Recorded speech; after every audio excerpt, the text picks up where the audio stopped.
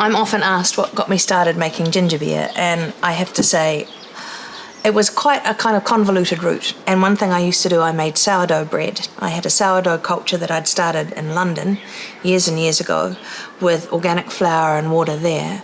And I used that same culture to make two loaves of bread every week for our little household. Every week for 10 years, quite a long time. As I discovered more about what the sourdough was doing to the bread, I got more and more interested about what we get from food, the nutrition that comes into it, into our bodies, and that we really are what we eat.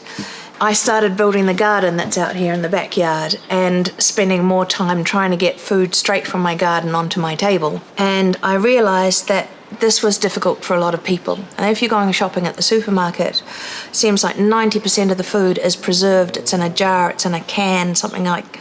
I was like, I just wanted to go backwards to real food. Why were they putting all that stuff in that? I just want food in my food. When I moved back to New Zealand, one of the things that had happened was the organic ginger beer that was on sale at the cafes. That company had been bought out by a bigger Australasian company, and they'd changed the recipe. They stopped brewing it and started using a brewed ginger extract, which is what you find in every single ginger beer.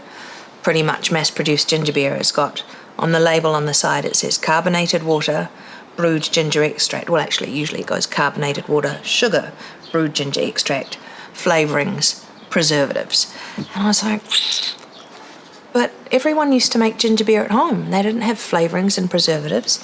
It had ginger, sugar, lemons, sultanas, and the plant, or the bug, or the thing that you brewed it with, which people used to hand round family to family. And I was like, that taste is so, so different than what I can buy from the shops. That what I buy from the shops tastes like ginger-flavoured lemonade.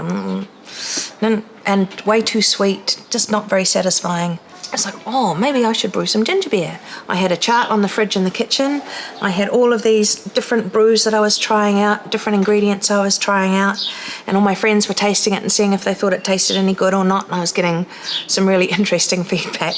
But anyway, I kept going until it just tasted the way I wanted it to. Really crispy, not too sweet, not too yeasty. I really wanted something not cloying. A proper grown-up soft drink. I was just about ready to start out, and I was deciding what to call the company, and I decided to call it Hakanoa. And the reason I called it Hakanoa, first of all, because of the birth of the place here in Hakanoa Street in this house. But the word haka is the peaceful challenge as we know it from the beginning of the All Blacks games, more famously now. And Noa, it's a long meaning for such a little word. It means the peace after a tapu has been lifted, marked by the sharing of food and drink. So let's say a funeral has happened at your house, there's been a tangi.